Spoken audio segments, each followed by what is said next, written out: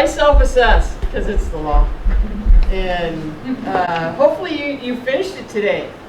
You went through it earlier today and you were supposed to mark where you felt you were, and hopefully you got through all of it. And so now you're that much farther than all the other teachers that are showing up next week for work. Because they will have to do theirs at some point. And it's just one more thing. If you didn't get it done because you were visiting, which is totally cool, I might want to get it done in the next couple of days, so it'd just be one more thing off your check-off list to get done.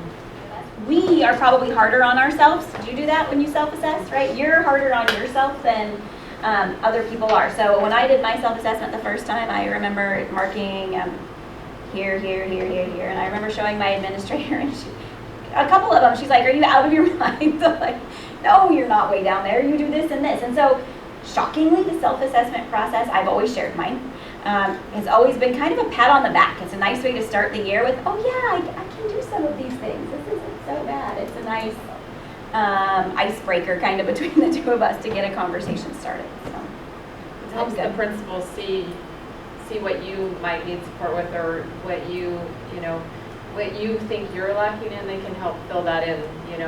I don't see that because this, and give you some of that support, and that, like she said, kind of a little pat on the back. Yeah, so you should have already maybe marked this, so you have that done. We're all looking forward to this. Someday we'll get it.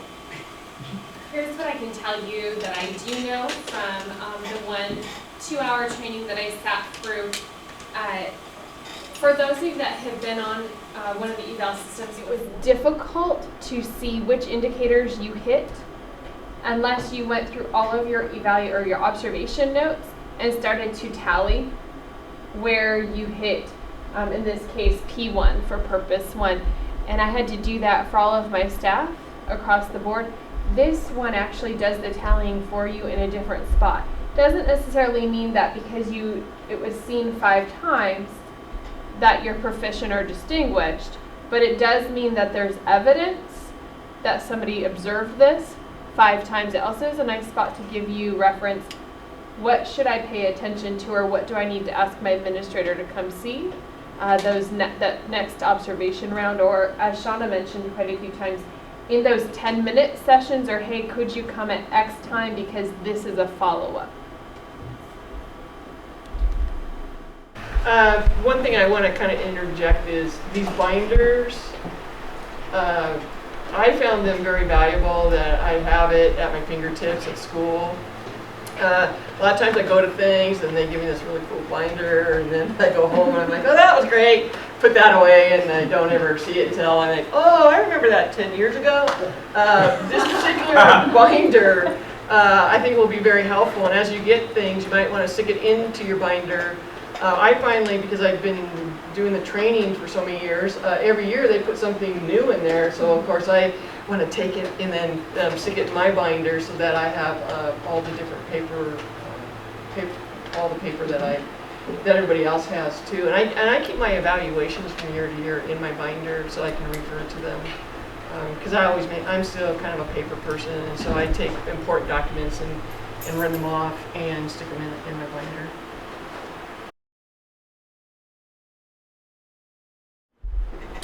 Questions? Two. Good. First one, on the self-assessment, and you said, kind of pat yourself on the back a little bit, but are you looking for the positives, or are you looking for the things that you think might be deficiencies of your own? Oh. All right, fair enough. I think what she was saying is, and I'm the same way as she is that you might judge yourself lower than how people view you. And I know students are like that when they judge themselves. They're always harder than I am of them.